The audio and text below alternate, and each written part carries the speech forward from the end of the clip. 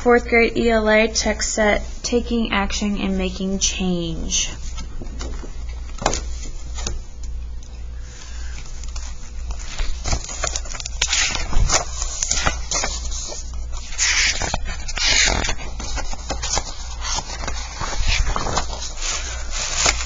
When I was young, I lived in a city that was mean and hard and ugly. Its streets were dry as dust, cracked by heat and cold, and never blessed with rain. A gritty yellow wind blew constantly, scratching around the buildings like a hungry dog.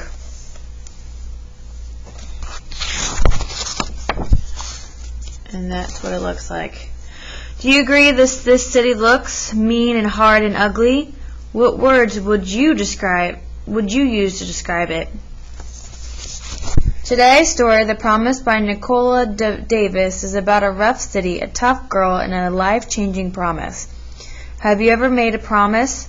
Why is it important to keep promises? Let's see what promise the girl kept and why.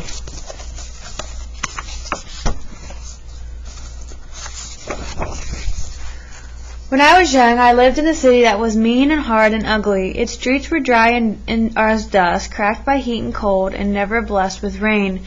A gritty yellow wind blew constantly, scratching around the buildings like a hungry dog. So the author has carefully chosen words that bring the setting to life. What are some adjectives that appeal to your senses and help you point out a mental picture of the city? What kind of mood do these descriptions create? Nothing grew. Everything was broken. No one ever smiled. The people had grown as mean and hard and ugly as their city, and I was mean and hard and ugly too. I lived by stealing from those who had almost as little as I did. My heart was as shriveled as the dead trees in the park. And then, one night, I saw an old lady down a dark street. She was frail and alone and an easy victim. Her bag was fat and full, but when I tried to snatch it from her, she held on with the strength of heroes. To and fro we pulled that bag until at least she said, "If you promise to plant them, I'll let go." What did she mean? I didn't know or care. I just wanted the bag. So I said, "All right, I promise." She loosened her grip at once and smiled at me.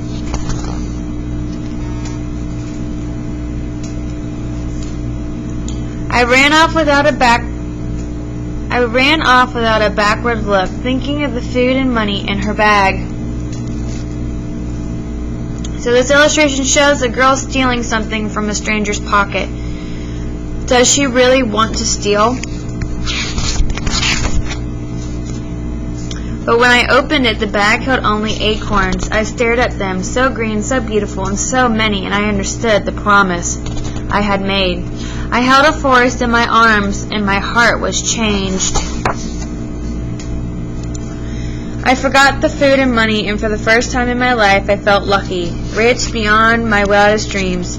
I slept with the acorns as my pillow, my head full of leafy visions, and in the morning I began to keep my promise. So the girl says my heart was changed. What was the change? I planted beside roads at rotaries, among rubble, ruins, and rusty railings, by train tracks, tram lines, and traffic lights, and in abandoned parks and gardens laced with broken glass, behind factories and shopping malls, at bus stops, cafes, and apartment buildings. I pushed aside the mean and hard and ugly, and I planted.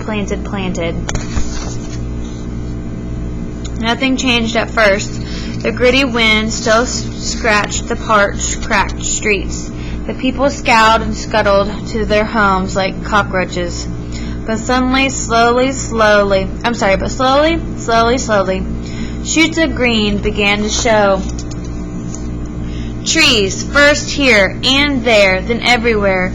People came onto the streets to see. They touched the leaves in wonder, and they smiled. They had tea together by the tiny trees. They talked and laughed. So for a few pages now, we've read that the girl continues to plant even though she isn't seeing results right away. What does that suggest about her as a character? What makes you think that? And pretty soon they were planting, too. Trees and flowers, fruits and vegetables, in parks and gardens, on balconies and rooftops. Green spread through the city like a song, breathing to the sky, drawing down to the rain like a blessing. So think back to the mental picture you painted of the city at the start of the story. What is the city like now?